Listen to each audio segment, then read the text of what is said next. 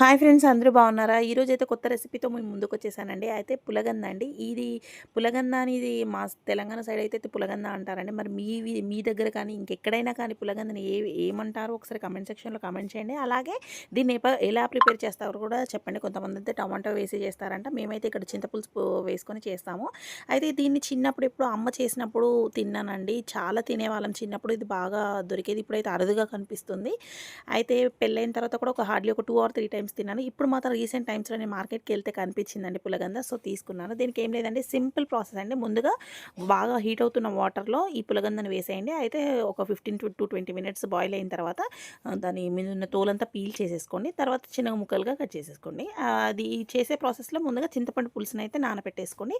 ఆ తర్వాత బాగా హీట్ అవుతున్న ఆయిల్‌లో పోపు దినుసులు, పచ్చిమిర్చి, ఉల్లిగడ్డ, అల్లం వెల్లుల్లి పేస్ట్ అయితే వేసేసుకోండి.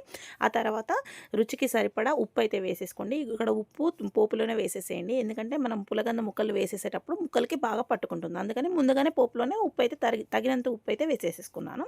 ఆ తర్వాత అల్లం వెల్లుల్లి పేస్ట్, ఉప్పు, ఈ మనం ముందుగా ఉడకపెట్టి కట్ చేసి పెట్టుకున్న పులగంద ముక్కల్ని వేసుకొని బాగా కలిపేసుకోండి. అలాగే చిటికెడంత పసుపు కూడా వేసేసి బాగా కలుపుకోండి. ఒక 5-10 మినిట్స్ కలుపుకున్న కలిపేసి ప్లేట్ పెట్టేసింది. ఆ తర్వాత 5 మినిట్స్ తర్వాత తీసి మనకు రుచికి సరిపడా కారము, ఆహ్, మనకి ఇంకా ఉప్పు, ముందుగానే ఉప్పు వేసుకున్నాం కాబట్టి ఇక్కడ సరిపోతే వేసుకోండి, లేకపోతే అవసరం లేదు.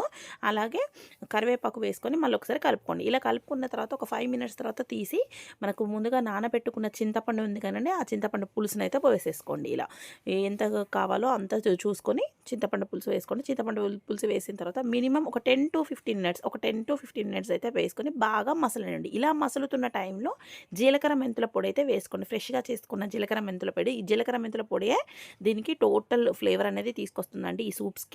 సో, ఇక బాగా మసిలిన తర్వాత జీలకర్ర మెంతుల పొడి వేసేసుకొని కలిపేసుకొని దింపేసుకోండి. ఇక చూసుకోండి ఎంత బాగుంటుందో. చాలా అంటే చాలా బాగుంటుందండి పులగంద పులుసు. మరి మీ దగ్గర ఎలా చేస్తారో అండ్ దీన్ని ఏమంటారో కూడా తప్పకుండా కామెంట్ సెక్షన్‌లో కామెంట్ చేయండి. ఇంకా దీన్ని మన ఇస్మా ఫ్యామిలీ వ్లాగ్స్‌ని సబ్స్క్రైబ్ చేసుకోకపోతే సబ్స్క్రైబ్